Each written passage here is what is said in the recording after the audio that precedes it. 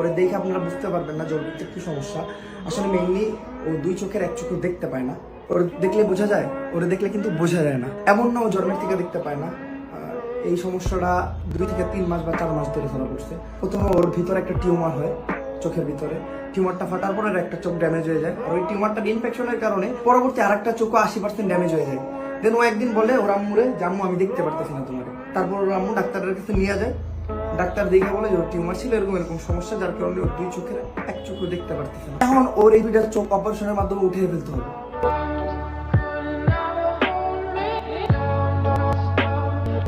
তো hey guys, আসসালামু আলাইকুম, this is Jumman, welcome back to the new video.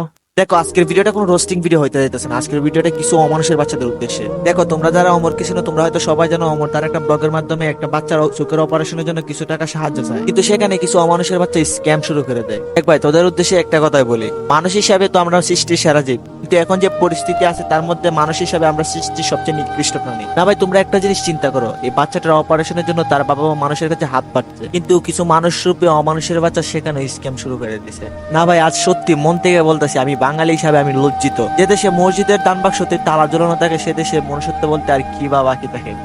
মানে ওই বাচ্চাটার ফ্যামিলিতে শুধুমাত্র ওর আব্বু, তাও একজন গার্মেন্টস শ্রমিক, 4 জনের ফ্যামিলি। ওর বোনটা ক্লাস 7 লেখাপড়া করে।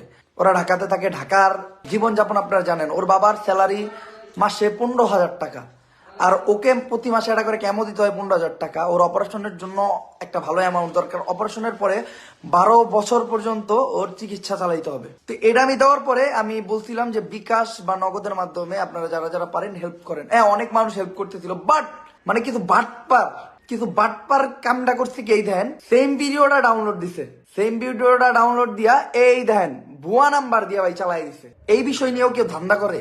আমি আর জীবনও কোন সময় এরকম কারো বিষয় নিয়ে আমি লাইভ করবো না, কোনো ভিডিও করবো না, কারোর কাছে অনুদান চাবো না। আমি মাপ চাই নিলাম। আমি যদি পারি দিব, নাইলে তাদের কাছে আমি মাপ চাই নিবো, তাদের হাত পাও ধইরা।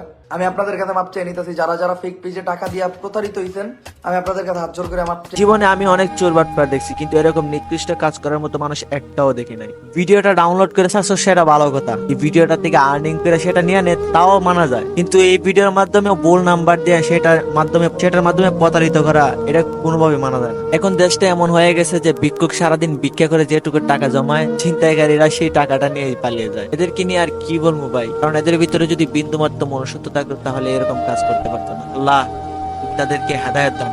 আমিন। তো গাইস, আমার আগের চ্যানেলটা 3টা স্ট্রাইক খাওয়ার কারণে চলে যায়। তো যারা যারা নতুন চ্যানেলে ভিডিওটা দেখতেছেন, দয়া করে সাবস্ক্রাইব করে দিয়েন আর আগের মতোই ভালোবাসা দিয়েন। আল্লাহ হাফেজ।